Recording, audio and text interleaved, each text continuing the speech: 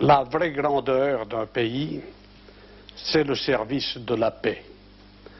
Les plus belles guerres sont celles qui n'ont pas lieu, celles que des hommes sages savent éviter longtemps à l'avance. Précisément, la France joue un rôle actuellement magnifique, incontestable, fondamental, pour empêcher que vienne une nouvelle guerre mondiale avec son cortège de souffrances et de malheurs. Mais pour que le pays puisse mieux défendre la paix, encore faut-il qu'il soit fort, ferme et respecté. Première question, comment? C'est un sujet qui est au cœur de la vie de la nation. Le service de la paix. Je dirais le service de la paix à partir d'une position de force. Car il faut voir que si on est en position de faiblesse dans le monde actuel, on subit la volonté des autres. Alors cette force d'une nation, qu'est-ce que c'est? Je crois d'abord que c'est sa force politique, c'est-à-dire la solidité et la stabilité de ses institutions politiques. Que dans le monde, on sache quelle est la politique de la France, qui la conduit, et qu'il y ait force et stabilité politique. Ensuite, force économique, ce qui veut dire puissance économique et ce qui veut dire également stabilité monétaire. Un pays qui est un pays assisté ne peut pas être un pays fort et conduisant une action autonome pour la paix. Également force scientifique et technologique. Par exemple, à l'heure actuelle, nos nouvelles fusées, celles que nous allons installer sur nos sous-marins à partir de 1985 et qui sont du même niveau que les fusées soviétiques et américaines, ont été entièrement conçues et construites en France, sans aucun emprunt à un savoir, une technologie étrangère. Et c'est un élément de la force. Et je dirais qu'il y a enfin ce que j'appellerais la force nationale, c'est-à-dire la vitalité de la nation et le fait que la nation veuille avoir une politique active à l'extérieur et notamment une politique de paix. Et la vitalité de la nation repose sur l'unité de la nation. Donc voilà ce qu'est pour moi la force d'une nation dans les temps modernes. Mais j'ai une peur. En 1940, nous crûmes beaucoup en la ligne Maginot. Elle devait nous sauver. Elle contribua même à assoupir les énergies nationales. Alors nous avons 1000 fois raison aujourd'hui de nous doter d'un armement atomique ultramoderne. Mais j'ai peur que nous installions derrière ce nouveau mur une nouvelle fausse sécurité. Alors, question très importante, comment éviter cette fausse sécurité? Comment garder la France vigilante et vivante, l'armée qui la protège? D'abord, il faut que notre force nucléaire soit dissuasive. Ce qui suppose un grand effort, parce qu'il y a constamment une course scientifique en matière nucléaire, puisque chacun perfectionne à la fois ses armements et sa défense. Donc notre force doit être dissuasive. Et il faut savoir que pendant le septennat, la capacité nucléaire de la France a augmenté d'environ 240%. Et que nous franchirons une nouvelle étape à partir des années 84-85. Donc il faut bien avoir cette force dissuasive. Mais je pense en effet que nous devons avoir un système complet de force. Pourquoi? D'abord pour la raison que vous dites, c'est-à-dire le fait que la nation tout entière doit se sentir concernée par l'effort de défense, et aussi parce qu'il peut y avoir des situations ou des types de conflits dans lesquels les moyens nucléaires ne sont pas utilisés. Si nous regardons ce qui s'est passé dans le monde au cours des dernières années, nulle part les conflits n'ont comporté l'emploi de moyens nucléaires, même lorsque des grandes puissances y étaient engagées. Et c'est pour ça que nous avons conduit un effort de réorganisation de nos forces classiques et de notre armée de terre, ainsi d'ailleurs que de notre marine. Quelques indications. Nous avons eu d'abord des ministres de la Défense qui s'y sont consacrés avec beaucoup de capacité. Je pense à M. Bourges, à M. Gallet et aussi au général Bijard, que j'avais appelé au gouvernement. Et à l'heure actuelle, qu'est-ce que nous avons? Nous avons 15 divisions organisées. 8 divisions blindées, 7 divisions d'infanterie mécanisée. Nous avons 14 divisions de réserve. Donc au total, comme vous le voyez, 29 divisions susceptibles d'intervenir. Nous avons également créé une force d'intervention qui comprend à l'heure actuelle environ 25 000 hommes, 24 500 hommes. Donc nous avons une armée susceptible d'action alors que nous avions il y a quelques années encore des moyens très dispersés à cet égard. Cette armée est bien entraînée. Et les jeunes, que ce soit dans l'armée de terre, que ce soit dans la marine, dans l'aviation, passent de nombreux jours dans des camps d'entraînement en mer, s'ils sont dans la marine, ou à voler, s'ils sont aviateurs. Cette armée repose sur le service national. Et ce service national, c'est un effort demandé aux jeunes Français, mais c'est un effort qui a un sens. On peut naturellement en améliorer les conditions d'exécution, mais cela veut dire que toute la nation est concernée par l'effort de défense et toute la jeunesse est associée à l'effort de défense. Je voudrais dire également que nous avons de très bons cadres dans nos forces. Je les ai commandés, puisque le président de la République est chef constitutionnel des armées. Eh bien, nos officiers, nos sous-officiers de carrière représentent à l'heure actuelle un excellent encadrement militaire. Et enfin, pour avoir cet esprit de défense, il faut penser à ceux qui ont combattu, c'est-à-dire ceux qui ont été dans les combats et qui ont participé à l'effort de défense. C'est pourquoi je pense que la place et le rôle des anciens combattants dans la vie de la société française est importante pour notre état d'esprit de défense. Pour la France, la paix passe par un élément essentiel. Et cet élément essentiel, c'est la réconciliation entre le peuple français et le peuple allemand. Disons-le en clair, l'honneur de notre génération sera d'éviter à nos fils et à nos petits-fils les guerres civiles européennes que n'ont pas su éviter pour leur part nos pères et nos grands-pères. Durant tout ce septennat, on y a remarquablement travaillé en accord avec le chancelier Helmut Schmidt. Comment continuer de préserver un tel miracle? Non, je crois qu'il faut que ce miracle devienne permanent. Je crois qu'il faut que ce soit un des grands changements de l'histoire. Enfin, vous êtes historien, et en effet, notre histoire, il y a des batailles indéfinies sur la frontière de l'Est et du Nord-Est, avec des millions de morts dans notre histoire, et des provinces entières dévastées, reconstruites, dévastées, reconstruites. Je dirais qu'avant mon septennat, il y avait déjà la réconciliation franco-allemande. Et c'était l'œuvre du général de Gaulle et du chancelier Adenauer. Œuvre courageuse et audacieuse qui anticipait sur l'histoire. Avec un hommage à Robert Schuman également. Avec aussi un hommage à Robert Schuman. Avec le chancelier Schmitt, nous avons accédé aux responsabilités pratiquement au même moment. C'est-à-dire en 1974, tous les deux. Nous nous connaissions, nous avions été ministres des Finances ensemble et nous connaissions personnellement. Et nous avons décidé de passer à une autre vitesse, c'est-à-dire de passer de la réconciliation à l'entente. Et ce que nous avons fait fonctionner pendant 7 ans, c'est l'entente franco-allemande.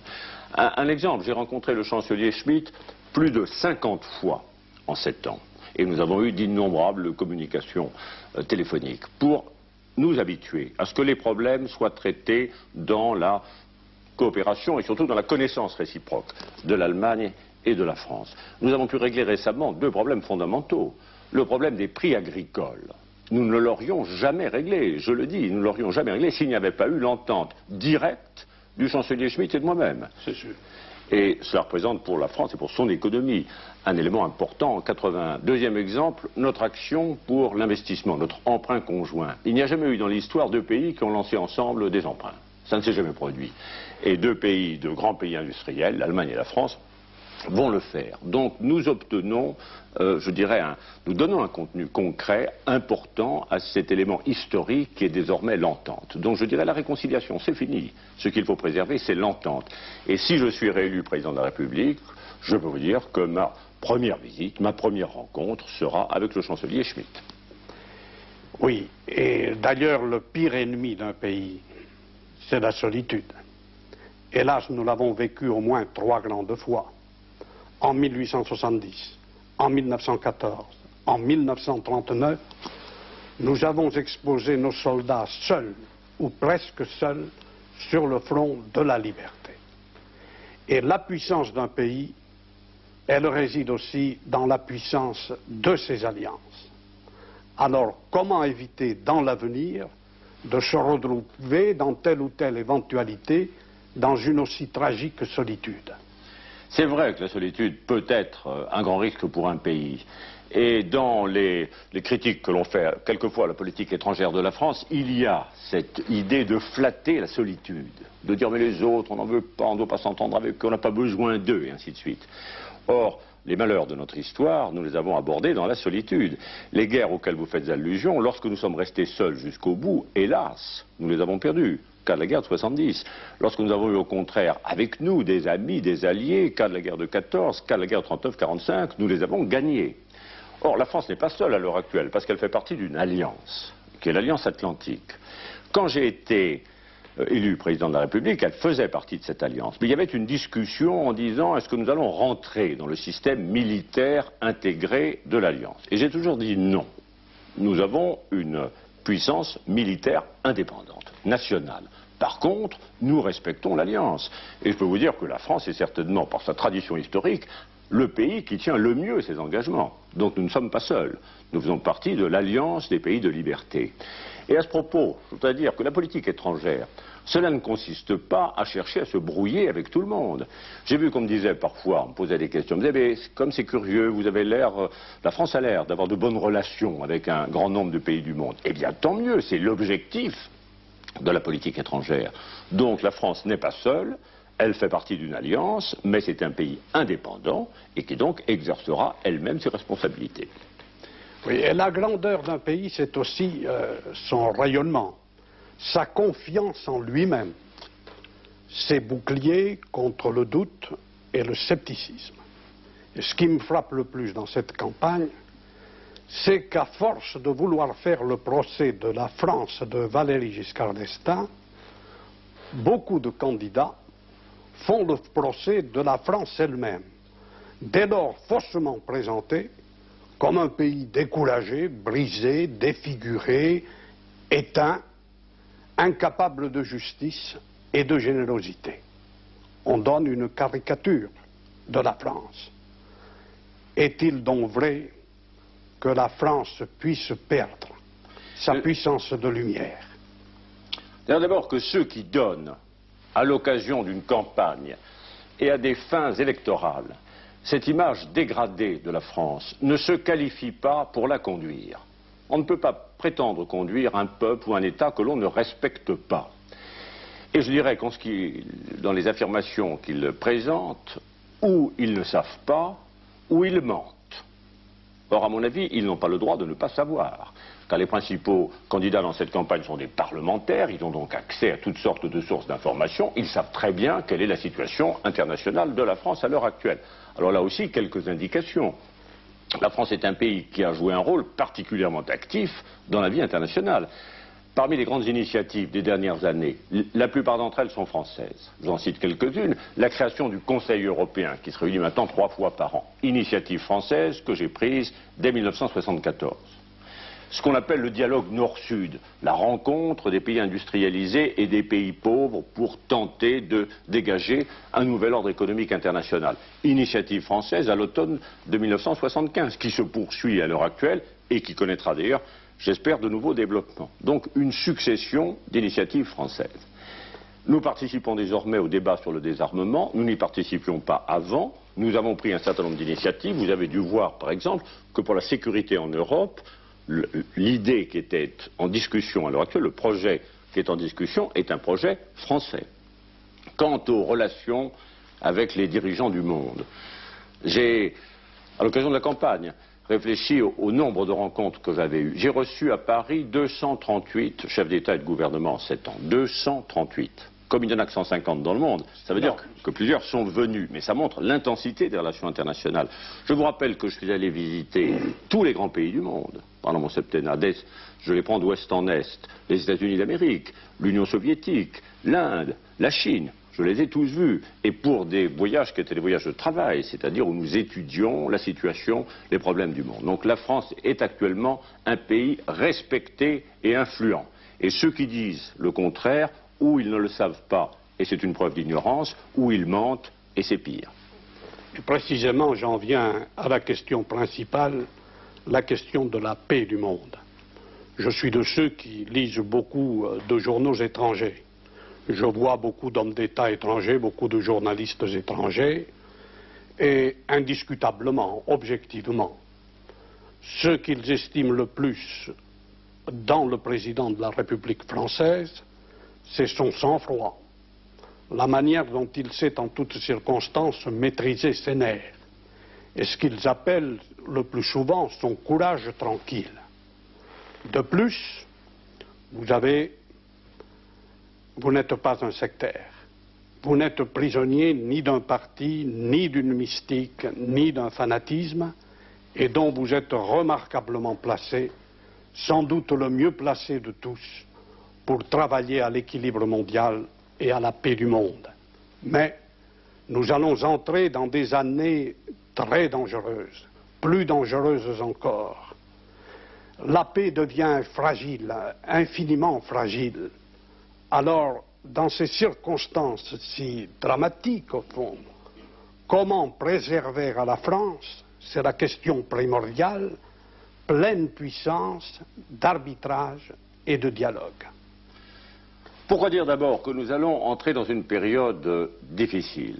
C'est pour la raison suivante. Nous avons traversé une période difficile, parce que nous avons traversé la période de la faiblesse des États-Unis d'Amérique, qui a duré pendant 4 ans de mon septennat, et qui me posait, pour une série de problèmes de sécurité, des questions très préoccupantes, parfois angoissantes. Nous sommes entrés dans une situation différente qui est l'affirmation de la puissance des États-Unis d'Amérique. Mais cela veut dire que l'Union soviétique va suivre avec attention, bien entendu, cette affirmation de puissance. D'où une situation de tension. Et d'autre part, les grands conflits du monde ne sont pas réglés, notamment le conflit du Proche-Orient qui reste toujours une plaie ouverte. Et je souhaite que nous puissions aboutir à la paix dans cette région du monde. Donc, effectivement, une situation dangereuse. Alors, ma réponse est la suivante. Je me suis battu pour la paix. Je me bats pour la paix. Aujourd'hui pour le Liban. Je me battrai pour la paix. Pourquoi? D'abord parce que c'est le rôle de la France. La France s'est toujours battue pour la paix. Et quand elle s'est donné un visage rayonnant sur le plan international, c'est qu'elle se battait pour la paix. Ensuite, parce que c'est fondamentalement l'intérêt de notre pays. Je crois que quand on regarde le retard de la France, ce sont les dévastations des guerres. Et si les Français peuvent vivre en paix, pendant encore, j'espère, longtemps, ils sont capables d'organiser le progrès de leur pays. Donc, la première responsabilité d'un président de la République, dans le monde tel qu'il est, c'est d'être capable d'apporter la paix à son pays. On entend parler de beaucoup de questions dans cette campagne électorale. Si on devait inscrire l'une en tête de toutes les autres, je dirais sur le mur de l'histoire, il faudrait écrire la paix, parce que c'est de cela que dépendra le sort de la France.